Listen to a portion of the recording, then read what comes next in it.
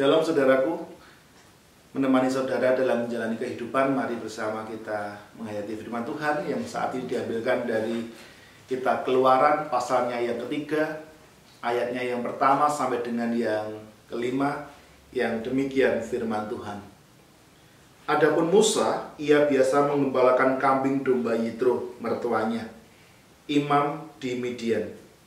Sekali ketika ia mengiring kambing domba itu ke seberang padang gurun, sampailah ia ke gunung Allah, yakni gunung Horeb.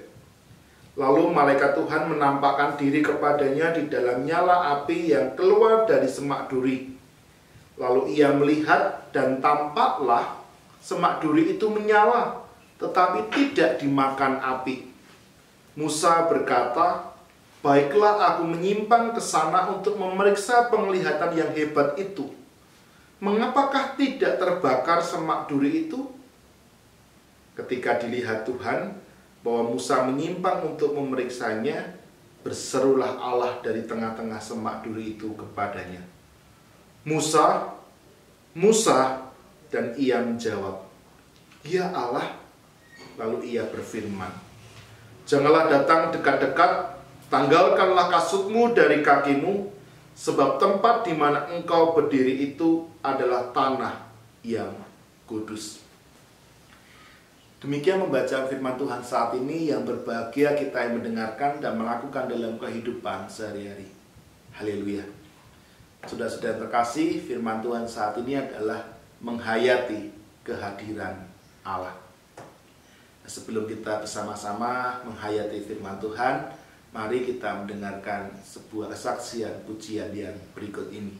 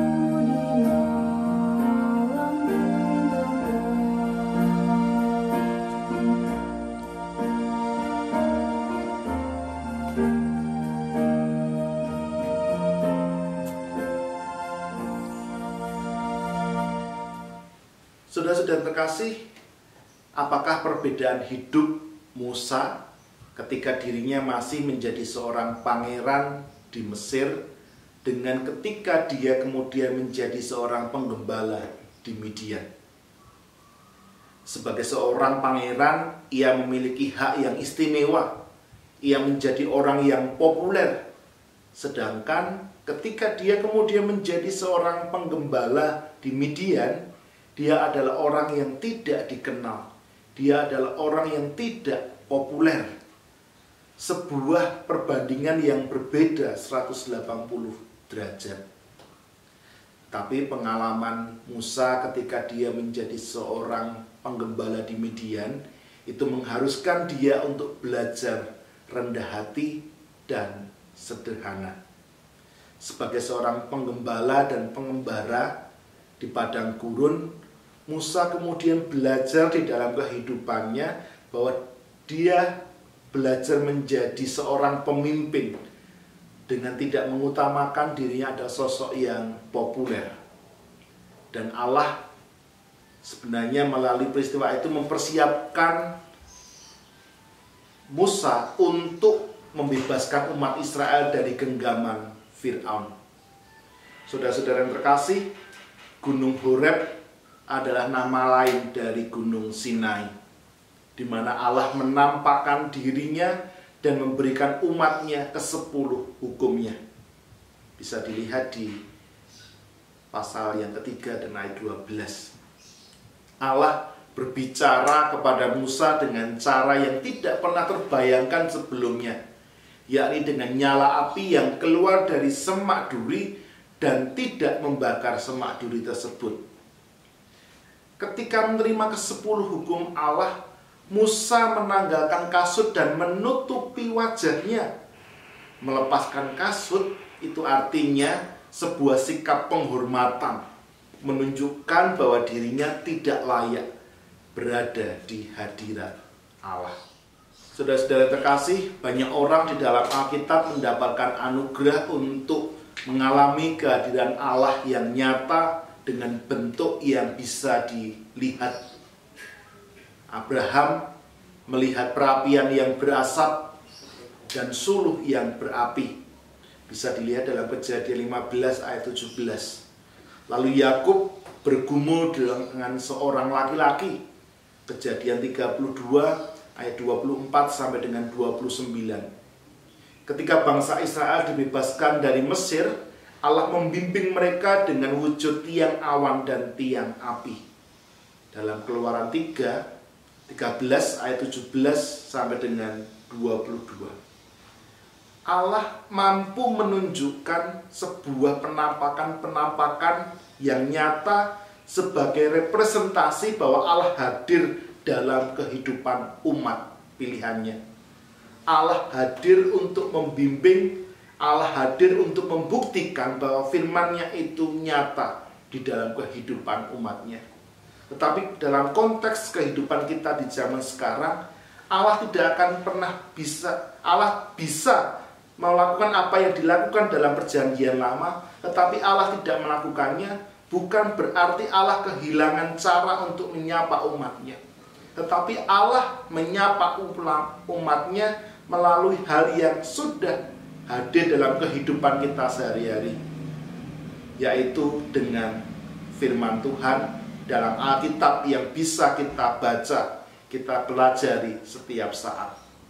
Itu adalah cara Allah menyapa, hadir dalam kehidupan kita sehari-hari.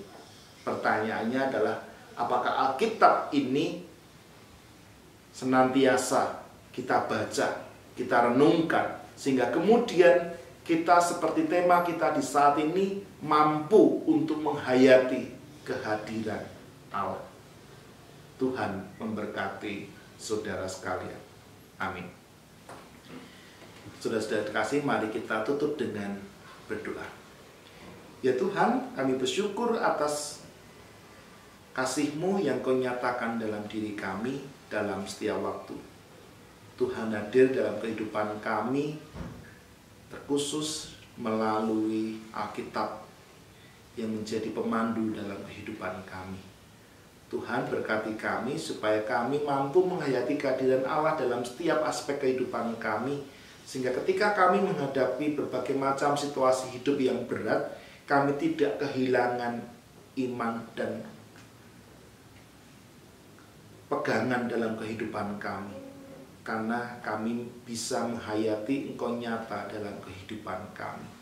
Tuhan tolong kami, Tuhan tolonglah kami, dan Tuhan tolong kami. Amin.